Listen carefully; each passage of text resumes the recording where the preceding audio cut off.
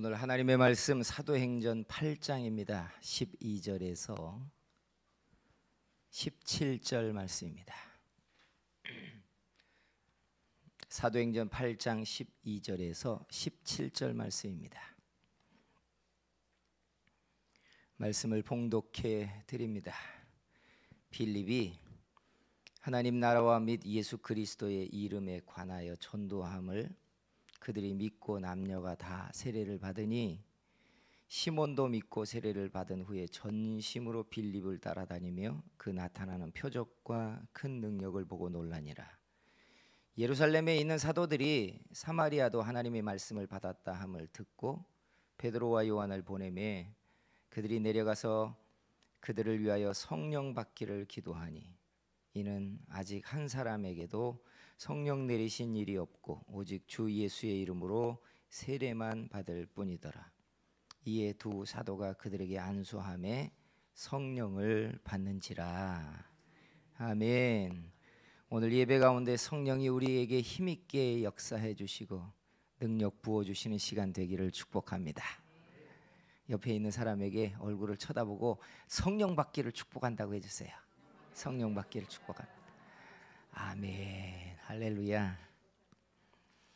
시편 119편 71절에 보면 이런 말씀이 있어요. 고난당하는 것이 내게 유익이라 이는 이로 말미암아 내가 주의 율례들을 배우게 되었나이다 라고 합니다. 겉으로는 고난이고 시련인데 뒷면에 보니까 더 좋은 일들이 일어나고 있었다라는 이야기입니다. 인생에 일어나는 상황들은 한 가지의 이유만 가지고 있지 않아요. 어떤 사람들은 형통하고 잘 되는 것 같은데 영혼이 실족하고 있고, 어떤 사람은 겉보기에 매를 맞고 있는 것 같은데 속사람이 정금과 같이 연단되고 만들어지는 일들이 있다는 거예요. 사랑하시는 성도 여러분, 어떠십니까? 오늘 우리가 읽은 이 본문도 바로 그런 흐름을 우리들에게 보여주고 있어요. 초대교회가 박해로 깨어졌잖아요. 성도들이 주일날 모여서 예배 드리던 사람들이 다 흩어져 버렸어요. 근근히 교회 명맥만 유지하기 위하여 소수의 사람들만 모이고 있는 장면에 그들이 얼마나 가슴 아팠을까. 안 봐도 눈에 보이는 상황들이었어요. 그때는 사람들이 생각하기를 우리가 다 큰 마귀 역사에 시험당해서 교회가 끼어져 버렸다 이렇게 여겼을 것 같아요. 그런데 성경은 곧바로 예루살렘 교회가 시험을 당한 다음에 일어난 일들을 기록하고 있는데 사도행전 8장 4절에서부터 7절을 보면 이렇게 되어 있어요. 그 흩어진 사람들이 박해 때문에 흩어진 사람들을 말합니다. 두루 다니며 복음의 말씀을 전할세 빌립이 사마리아 성에 내려가 그리스도를 백성들에게 전파하니 무리가 빌립의 말도 듣고 행하는 표적도 보고 한 마음으로 그가 하는 말을 따르더라. 많은 사람에게 붙었던 더러운 귀신들이 크게 소리를 지르며 나가고 또 많은 중풍병자와 못 걷는 사람들도 나으니 라고 말해요. 이런 걸 가리켜서 우리는 하나님의 섭리, 하나님의 의도라고 해요. 겉으로 볼 때는 교회가 큰 시험에 의해서 깨졌는데 뒷면을 보니까 예루살렘 안에 머물고 있던 복음과 성령의 역사가 전 세계로 전파되는 계기가 되고 있는 장면을 보여주고 있는 거예요. 그래서 여러분, 믿음의 초보는 잘 되느냐 힘드냐 이걸 가지고 신앙을 판단해요. 아, 저 교회 갔더니 잘 되더라. 아, 여기 갔더니 인생이 복을 받더라. 그러면 막 좋은 신앙인 줄 알고 여기서는 힘들고 고난을 당하니까 내가 잘 못 믿는 것 같고, 믿음에 미숙한 분들은 흑백 논리가 굉장히 중요해요. 그런데 여러분, 믿음의 고수가 되기 시작하면 이거보다 더 중요한 개념이 있어요. 형통하냐? 고난을 당하느냐라는 것보다 하나님이 함께 하시느냐, 이게 더 중요해요. 믿으십니까? 이게 본질이에요. 고난을 당하고 있어도 하나님이 함께하고 있다면 의도가 있는 고난이에요. 형통하고 막 잘 되고 있는데 하나님이 함께하고 있지 않다면 언제 떨어질지 모르는 두려움의 연속이잖아요. 예. 예루살렘 교회가 깨어진 것 같지만 사실은 하나님의 의도가 있는 사역이 진행되다 보니까 사람들이 두려워하는 사람도 있겠지만 진짜 믿음의 사람들은 두려워하지 않았다는 거예요. 그래서 여러분 좀 고수가 돼야 합니다. 눈앞에 형통을 보고 눈앞에 불행을 보고 나는 지금 행복하다, 나는 불행하다 이렇게 정할 게 아니라 하나님이 함께하고 계시느냐, 이게 중요해요. 여러분의 인생에 주의 손이 여러분을 놓지 않고 있는 걸 보시기를 축복합니다. 사망의 음침한 골짜기를 지날지라도 다윗이 주가 나와 함께 한다라는 신앙을 가진 것처럼 이런 믿음이 여러분들에게 일어나게 되기를 주의 이름으로 축복합니다. 그런데 말이죠, 이 본문은 사마리아 교회에 빌립을 통하여 능력이 나타나서 기사와 표적이 나타났잖아요. 안진뱅이가 일어나고 귀신이 쫓겨나가고. 그러니까 사람들이 흥분하고 빌립을 따라다니며 예수 그리스도를 영접하고 세례를 받기 시작했어요. 부흥이 일어나 버린 거예요. 제가 가만히 상상해 봤어요. 오늘날 한국교회에 이런 기사와 표적이 일어난다면 1년 만에 전국적으로 소문이 나기 시작할 거예요. 부흥이 안 되는 교회가 없을 거예요. 예. 얼마나 대단한 역사냐고요. 마치 예루살렘 교회가 폭발적으로 부흥할 때와 똑같은 일들이 사마리아에 일어난 거예요. 예수님이 복음을 전파할 때에 일어났던 기사와 표적 같은 역사가 빌립을 통하여 사마리아에 나타나기 시작했다는 거예요. 얼마나 사람들은 흥분했을까. 그런데 말이죠, 예루살렘 교회가 베드로와 요한을 파송을 해서 베드로와 요한이 딱 그들에게 오더니 성령을 받으라고 하면서 그래 그들에게 성령 받기를 안수했다라는 거예요. 이게 참 보기에 따라 다른 장면들을 우리에게 제시해 줘요. 하나님의 능력과 기사와 표적을 사람들이 볼 때 얼마나 떨렸겠어요. 그리고 예수 그리스도를 영접하고 세례를 받고 사람들이 결단하고 그런 역사가 일어났는데 베드로와 요한이 오더니 성령 받아야 된다고, 그리고 안수하고 성령을 받게 했다는 거예요. 이 장면이 복음주의 교회의 양면성에 대한 중요한 단서를 우리에게 제시해요. 오순절 측에서는 예수 그리스도를 믿고 성령을 받아야 진짜 그 믿음이 확증된 믿음이라 이렇게 이야기하고, 장로교회를 비롯한 보수적인 교회는 이미 예수 그리스도를 믿을 때 그 안에 성령이 거하신다라고 해요. 이게 오래도록 팽팽한 이야기인데 실은 종이의 앞뒷면 같은 이야기이기도 해요. 진짜 믿음이라면 그 믿음이 성령으로 말미암는 것인 줄 믿습니다. 그리고 진짜 예수 믿는 사람의 믿음을 가졌다면 그 믿음을 성령 받는 것을 통해서 확증된다는 사실을 믿습니다. 그게 똑같은 얘기인데 사실은 무엇을 더 앞세우고 무엇을 더 중요하게 하고 뭐에다 더 강조 포인트를 놓느냐, 이 문제였어요. 그러니까 여러분 에베소 교회에 가가지고 사도 바울도 뭐라고 얘기해요? 너희가 믿을 때 성령을 받았느냐라고 이야기하면서 집회를 하고 성령 받는 안수를 하잖아요. 그러니까 여러분 우리 속에 생긴 예수 그리스도가 믿어지는 믿음은 성령이 아니면 생길 수 없습니다. 그런데 여러분 이 믿음이 진짜라면 또 성령 받는 것으로 내 믿음이 확증된다는 이야기예요. 그러니 믿을 때 성령을 받았느냐, 이 질문은 중요한 이야기예요. 나는 내 믿음이 성령으로 말미암았다는데 내 믿음이 성령 충만을 통해서 확증되었는가? 이건 양면의 이야기 같지만 한 덩어리의 이야기란 얘기예요. 근데 여러분, 이미 세례를 받은 사람들에게 성령을 받았느냐 묻고 성령 받으라고 하고 성령 받는 집회를 굳이 사도들이 한 이유가 뭘까요? 성령의 충만함, 성령을 받는 것과 아닌 것은 신앙에 미묘하지만 차이가 있기 때문에 그래요. 구약시대 때부터 신약에 오면 신앙의 형식에는 차이가 조금 있습니다. 구약으로 가면 이스라엘 사람들이 집단적으로 하나님을 경험하는 장면이 있습니다. 언제인 줄 아세요? 시내산에서. 시내산 꼭대기에 하나님이 임재를 할 때인데 모든 백성들이 하나님의 임재를 경험합니다. 근데 절대 다수의 사람들은 산 밑에서 하나님이 시내산 꼭대기에 임재하는 장면을 봐요. 그들에게 보인 하나님은 어떤 분일까요?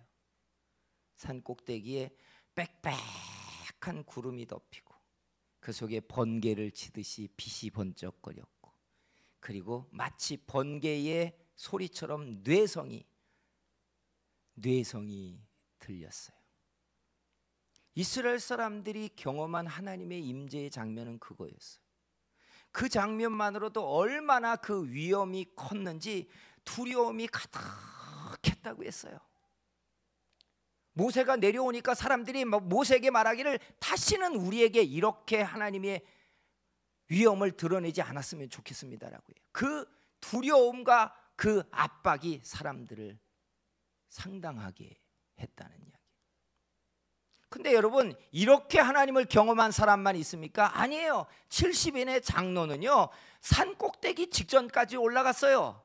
그리고 모세가 그 구름 속으로 들어가 하나님과 대면하며 대화하는 장면을 70인의 장로는 보기 시작해요. 모세가 하나님과 대화를 하는데 그들에게 하나님의 음성이 들렸을까요? 아니에요. 그들도 들은 소리는 뇌성일 뿐이에요. 정작 산 꼭대기에서 하나님을 대면하고 주의 음성을 들은 사람은 모세 한 사람뿐이에요.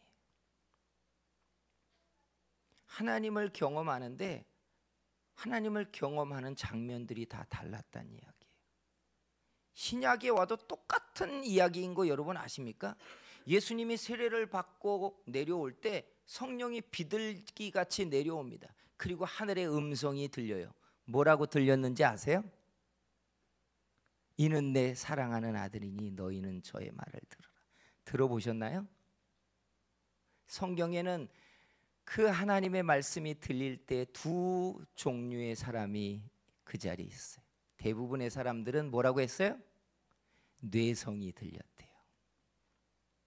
하늘에서 그냥 뭔가 번개 칠 때 나는 공기를 가르면서 충돌하는 그냥 마을을 돌파할 때 슈퍼소닉의 소리가 나는 것처럼 꽝꽝꽝꽝꽝 소리가 들렸다는 거예요.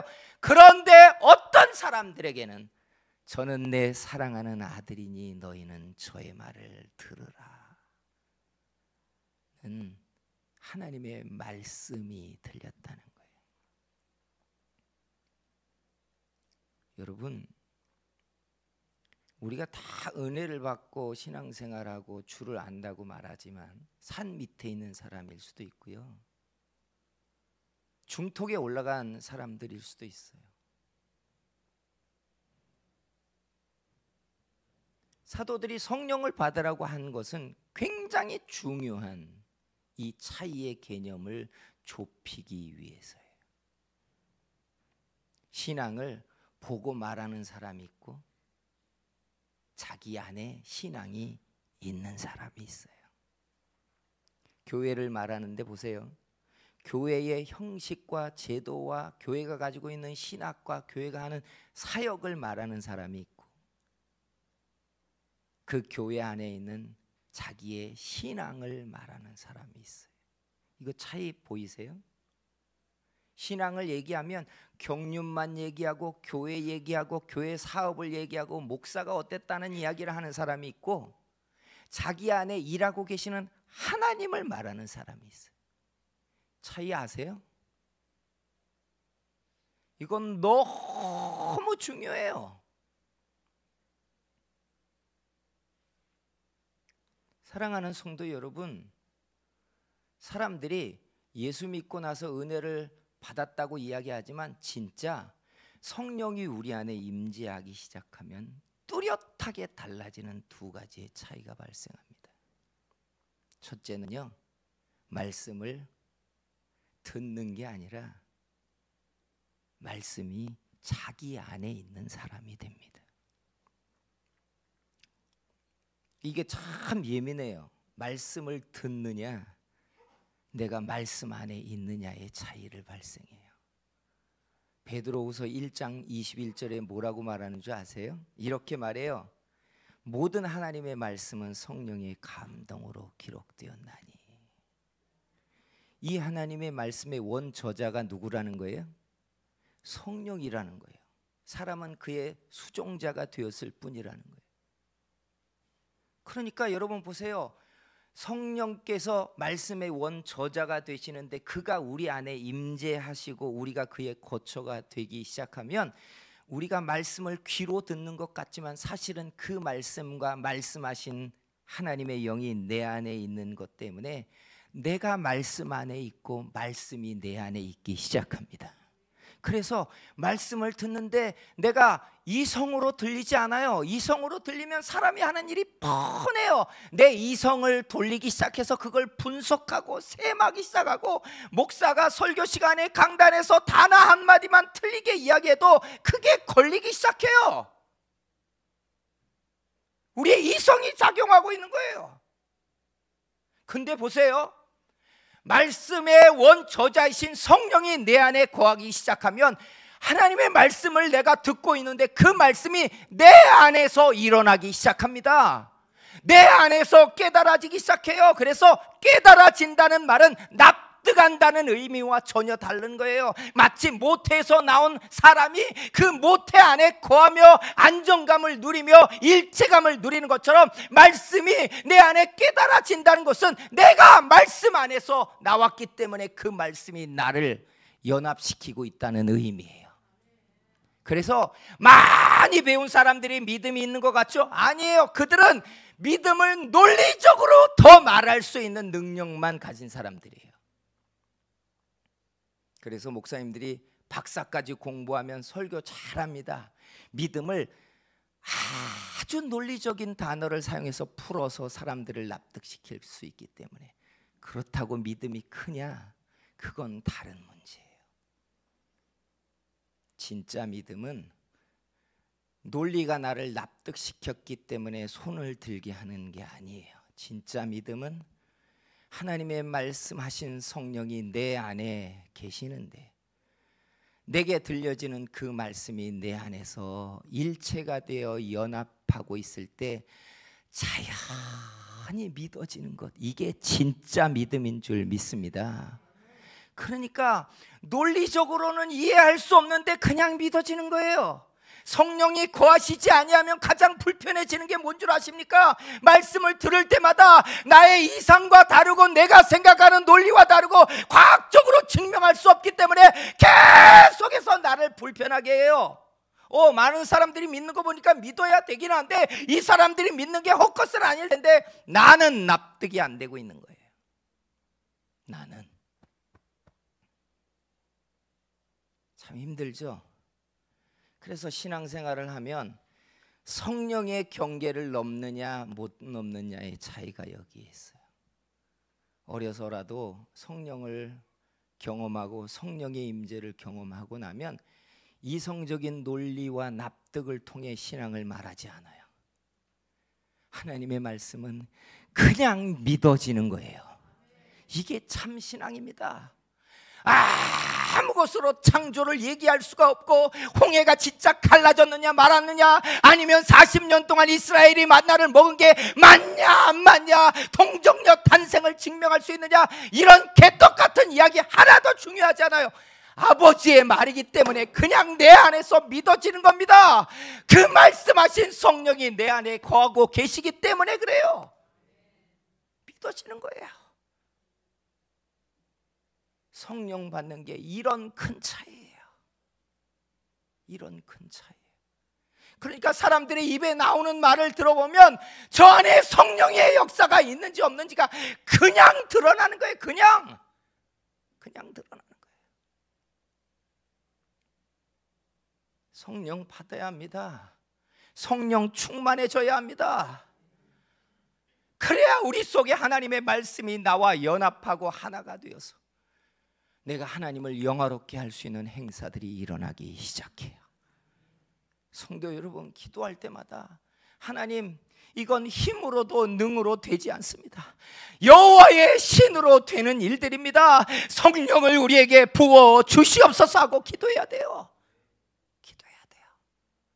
신앙을 증명하기 위하여, 전도를 하기 위하여 사람들을 납득시키고 설득시키려고 얼마나 노력해요. 마음을 좀 열게 하려고 예배 시스템과 교회 행사들을 얼마나 사람들에게 친화적으로 합니까? 그런데요, 마지막에 성령의 역사가 일어나지 않으면 아무 소용이 없어요. 99번을 사람들에게 시험 들지 않기 위하여 노력하다가 하나가 걸리면 삐지기 시작해요. 안 믿어지는 겁니다. 내가 납득이 안 되는 거예요. 내가 설득이 안 된다고 하는 거예요. 그래서 힘으로도 능으로도가 아니에요. 믿음의 역사는 성령으로 되는 줄 믿습니다. 그래서 기도할 때 아버지, 날 보세요. 내가 계산하고 있고 셈하고 있고 앞뒤를 재고 있고 내가 납득되려고 하고 그래 주판알을 두드리면서 이게 가능한지 안 가능한지 하나님이 일하시는 징조가 있는지 없는지 두리번거리고 내가 살피고 있는데 이거 아무 소용없습니다. 성령이면 되는 줄 믿습니다. 해야 돼요. 성령을 주세요. 해야 돼요. 성도 여러분, 우리 교회와 송도에 있는 교회들과 한국 교회에 성령의 역사가 마르지 않게, 성령의 역사가 마르지 않게 하나님이 부어 주시기를 축복합니다. 두 번째, 성령을 받으면 차이점이 생기는 두 번째가 있어요. 능력의 사람이 되느냐, 능력의 도구가 되느냐의 차이예요. 이게 종이 한 장의 차이지만 인본주의냐 신본주의냐의 이야기와 똑같아요. 그죠? 한국 교회에 거대한 파도처럼 덮여 있는 게 인본주의입니다. 사람에게 잘해야 돼요. 사람의 문화가 너무 중요해요. 정치도 지금 여러분 인본주의에 흘러가고 있는 것이 이미 예전 이야기예요. 사람이 삐지고 사람이 존중되지 않으면 다 꽝인 시대가 되어버렸어요. 다 꽝, 그죠? 참 놀라운 시대예요. 그래서 사람들의 모든 관심은 능력 있는 사람이 되는 거예요. 그래서 설교도 능력자가 됩시다 그러면 손을 빡 듭니다. 모든 사람의 기대니까. 이걸 누가 싫어하겠어요? 예. 근데 보세요. 성경을 정확히 보면 사람은 능력자를 쓰시는 게 아니라 마른 막대기와 같고 낮은 자와 비천한 자에게 성령을 부으셔서 하나님의 능력의 도구로 사람을 쓰십니다. 이게 정확히 하나님의 법이에요.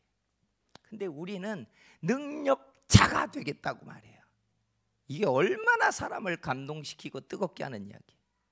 근데 하나님의 법은 능력자를 만들지 않아요. 아, 다윗이 능력자니까 대단했고 뭐 사무엘이 그렇게 능력자니까 안 했겠. 엘리야 얼마나 능력자입니까? 엘리사 같은 능력자가 되게 해주세요. 얼마나 우리를 가슴 뜨겁게 하는 소망들입니다.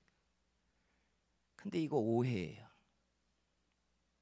하나님은 우리가 태어나서부터 능력이 있으니까 딱 찍어가지고 너 내 거 해라, 너 목사해라, 너 선교사해라, 너 하나님의 일 해라. 능력자니까 뽑아다가 우리를 쓴 게 아니에요. 성경은 그렇게 일한 적이 없어요. 사람들이 볼 때 비천해 보이고 사람들의 눈에 주목받지 못하고 사람들에게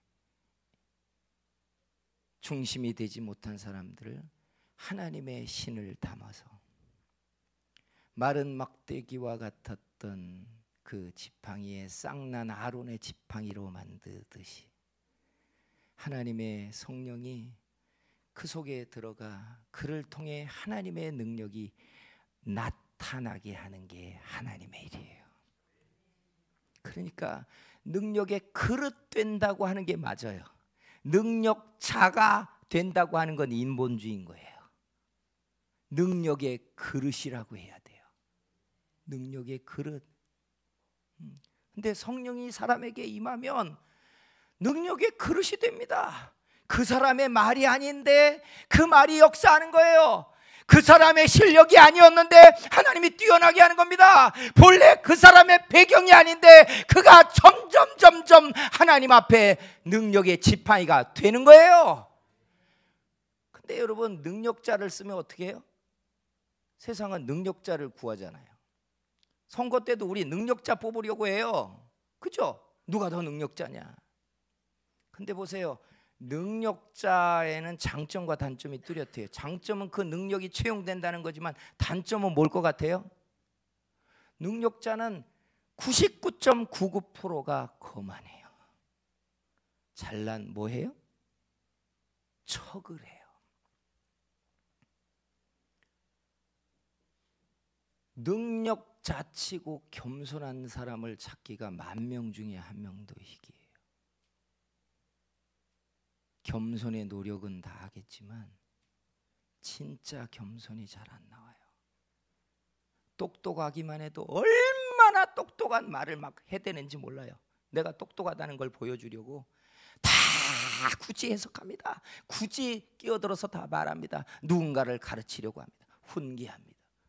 한국에는 얼마나 똑똑한 분들이 쎄버렸는지 나라 일을 다 꿰고 있어요. 다 꿰고 있어요. 능력자 많아요. 이게 세상의 소망이에요. 하나님은요, 능력자를 쓰시지 않아요. 자기를 낮추고 겸손하게 하나님을 의지하는 작은 자를 성령을 부으셔서 세우시고 빛나게 하셔서, 사람을 빛나게 하는 게 아니라 성령이 드러나십니다. 이 차이예요. 사랑하는 성도 여러분, 여러분에게 성령이 임하기를 축복합니다. 충만해지면 말씀이 나와 연합해서 내 속에서 말씀이 역사하기 시작하고, 그리고 성령이 담긴 능력의 그릇이 되는 사람들이 되기 시작합니다. 우리 성도교회에 그런 성령의 사람들이 가득할 줄 믿습니다. 같이 기도하겠습니다. 한번 가슴에 손을 얹고 기도할 때, 하나님, 내가 비천하고 내가 적은 그릇이고 내가 약한 그릇이고 내가 열등감이 많은 사람이나 내게 성령을 담아 주시옵소서. 성령이면 가능할 줄 믿습니다. 힘으로도 안 되고 능으로도 안 되나 여호와의 신으로 된다고 하셨사오니 성령을 내게 부어 주시옵소서 하고 주여 삼차 같이 기도합니다. 주여, 주여, 주여. 사랑하시는 우리 아버지 하나님, 은혜를 감사하고 고맙습니다.